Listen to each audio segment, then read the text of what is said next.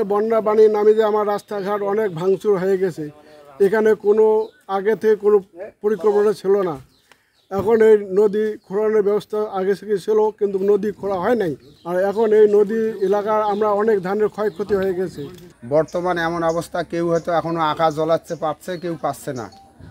এই পানি কিছুটা নামি গেছে, মানে নিয়ন্ত্রণে আসছে একটু আর কি। নিয়ন্ত্রণে আসার পরে এই যাবত তো আবাদি জমিগুলো এখনো তলে আছে।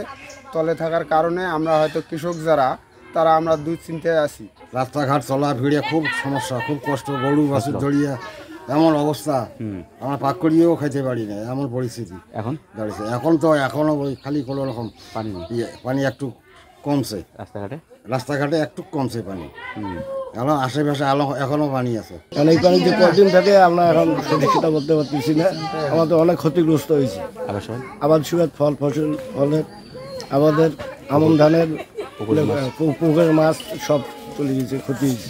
জায়গায় যে পানিটা ছিল এটা কোমর এবং বুক পর্যন্ত পানি ছিল। এখন পানিটা অবশ্য কিছু কমে গেছে, কিন্তু আবাদি জমি এখনও কিছু পানিবদ্ধ অবস্থায় আছে।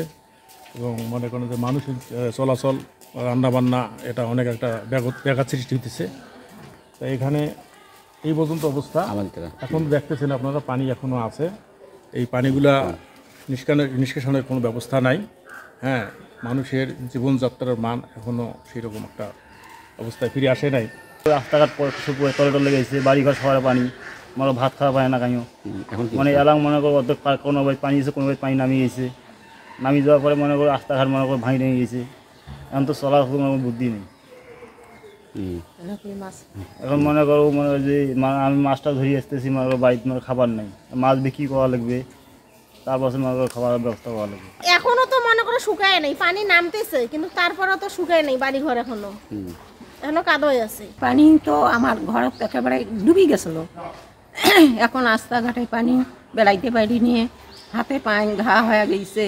কোনো আমার কর্মকর্তায় আমার নাই। আমি একটা বৃদ্ধ মানুষ, করিও খাইতে পারি নি, সবারই অসুবিধে হয়েছে।